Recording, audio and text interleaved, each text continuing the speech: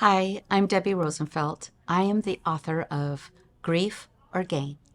I am married to my husband, Todd Rosenfelt. I have two sons. One is in heaven and one is here on earth. Grief or Gain.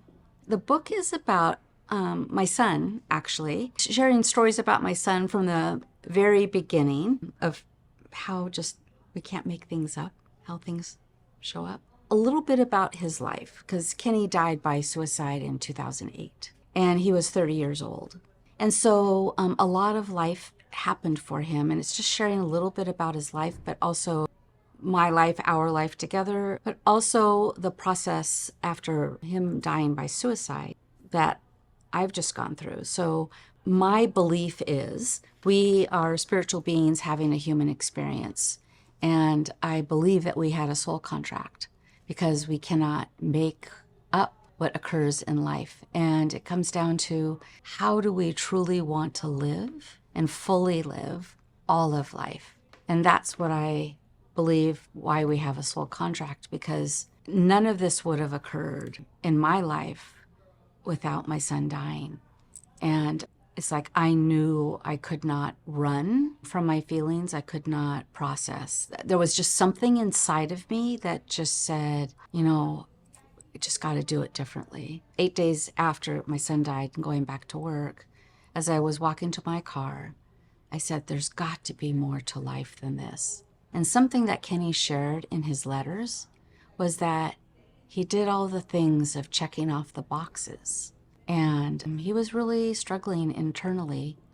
And he shared that in his letters, and that it's not that he didn't feel loved or that he needed to have more friends, because he had a really core group of friends, but his family loved him. But it's like he didn't see a vision for himself. And so a little bit that he shared with me when he came out, which was in 2002, he told me that he was gay.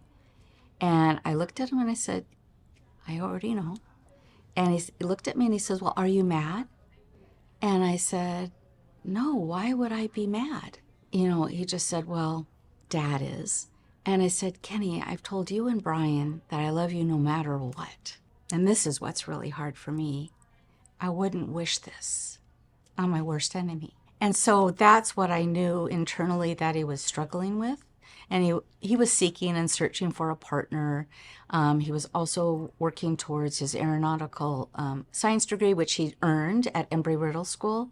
But he was working on his pilot's license. And there was a specific check ride that he could not pass, which was all instruments. So what they do is they block, looking out, and you only can fly by instruments. And he couldn't pass that check ride.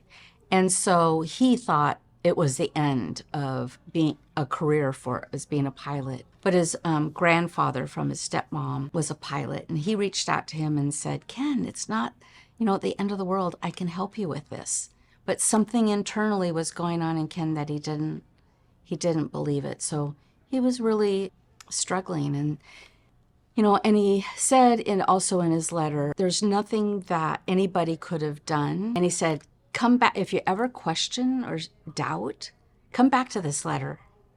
And I also believe that even if he did share with me, because he was quiet, he didn't share with his brother or anybody that he was struggling. We had some sense, but it's just not, he didn't reach out and say, I'm really having a hard time. But it's like, even if he reached out and said, hey, I need some help, it doesn't mean that still wouldn't have happened, right? A lot of parents blame themselves, and there's nothing to blame. It's just, I believe, is who am I to ask him to even stay on this earth? God has been putting people into my life. People are just come into my life where they're looking for some kind of support, but it's not that they're saying, I'm looking for support. It's just that they're going through something that they're going through. So it's just like God brings us together and we share a story, and there's something about support that it just makes people feel a little bit better. And so I want people to feel empowered, to see that you can walk through and move through grief and loss through the really darkest of times, and it doesn't look a specific way. We all handle it and work with it differently, but I want people to see that they think it has to be done a certain way. We're all different.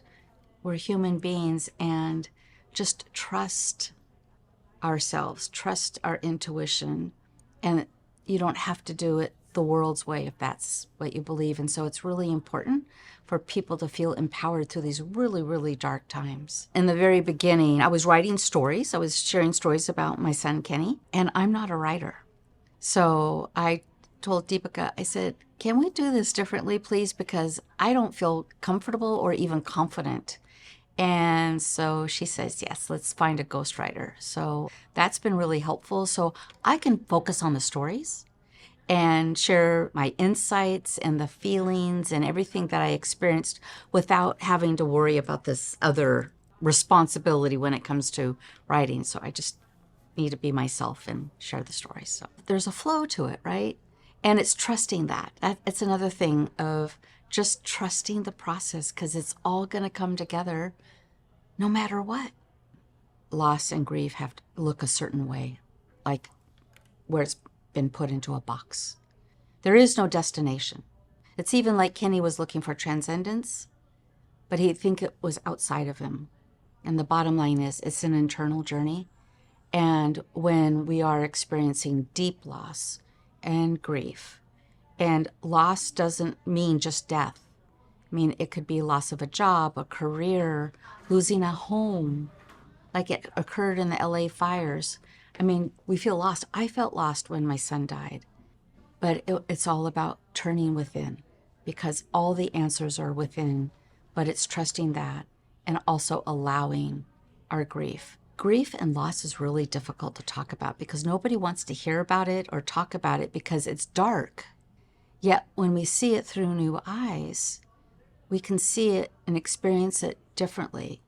So everything is meant to be what comes. And when we trust that process, we don't force it, we surrender and allow, so much beauty comes through.